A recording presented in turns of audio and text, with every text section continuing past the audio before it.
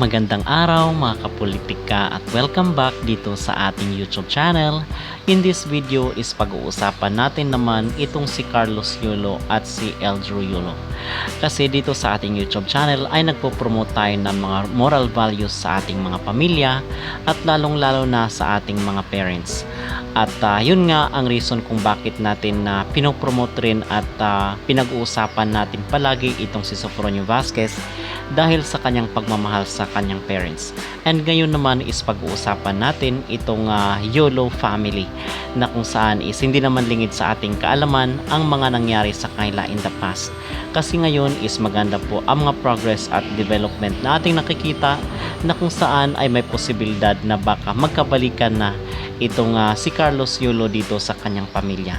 Pero bago ang lahat ay huwag kalimutang mag-like at mag-subscribe na rin kayo para updated kayo sa ating mga latest issue. Marami po ang mga netizen na napariak at nagandahan dito sa gesture na ipinakita nila Carlos Yulo at kanyang kapatid na si Eldrew Yulo dito sa isang parangal na kung saan ay niyakap ni Carlos Yulo itong kanyang nakababatang kapatid na si Eldrew. So kung dati ay maanghang na salita ang palitan ng ni Carlos Yulo kontra dito sa kanyang ilang membro sa kanyang pamilya, ngayon is maganda ang mga movements or mga actions na ating nakikita dito. At aside doon sa niyakap ni Kaloy itong kanyang kapatid ay nagkausap rin po sila.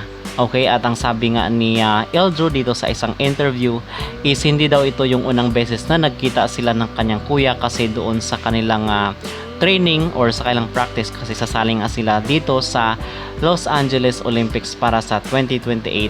Ang sabi ni Eldrew is nagkita na rin sila doon sa training center. So ito ay unang hakbang mga kapolitika sa tingin natin na para magkaayos ang kanilang pamilya. But on the other side naman is marami rin po ang mga pumuna dito kay Carlos Yulo kasi merong moment dito na kung saan is kumaway itong kanyang tatay sa kanya and then nasa sasakyan itong si Carlos Yulo. So instead na bababain ni Carlos itong si tatay niya ay hindi po siya bumaba at kumaway lang po. So maraming mga netizen ang napariak dahil sa tagal ng panahon na hindi nakapiling ni Kaloy itong kanyang pamilya, especially itong kanyang parents, ay hindi man lang daw nito nagawa na bumaba sa kanyang sasakyan para yakapin yung kanyang ama.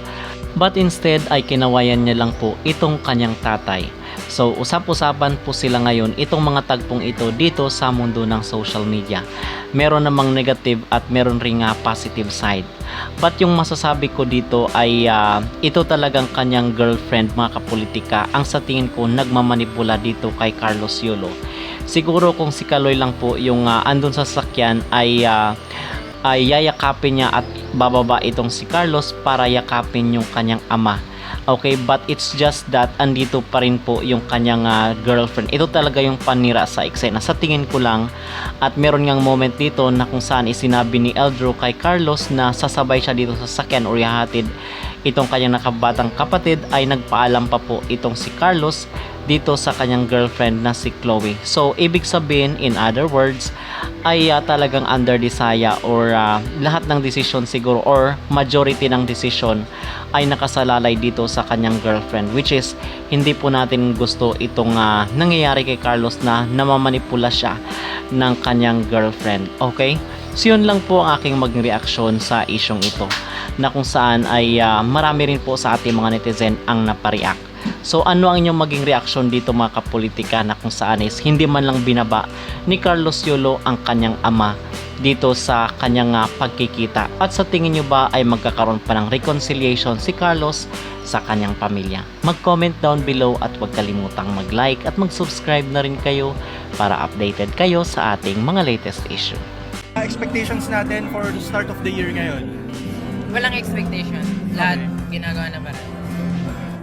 And also Carl, possibly baka magkita kayo ni Kuya mo Kaloy dito ngayon. It's the first time na magkikita kayo. Kailan kayo huling nakita? Nung practice? Kailan? I can say last week. Okay. So ngayon, constant communication kayo? Okay lang. Okay lang. So sinasamahan ka niya mag-practice? Parang ganun. How does it feel, no, na nagsama ulit kayo mag-practice? Parang normal practice lang. Parang ganun. questions? Gaano ka excited since isa sa mga rising stars here in the Philippines for representing the country? Anong masasabi mo na at this age na-acknowledge ka agad ng PSA? Ayun, like kanina, sinabi nakaka-overwhelm kasi nagbunga yung mga ani kong tinanim. Nagbunga lahat. Ngayon, naanihin ko na lang and magtatanim ulit para next year anihin ko ulit. Parang ganun. For the Asian Championship, sino yung tingin mo matindi mong laban? Or sa upcoming competitions mo? Madami. Like, Madami. Ayoko mag-sure, pero madami. Marami yun mas magagaling sa akin. Thank you. Thank you.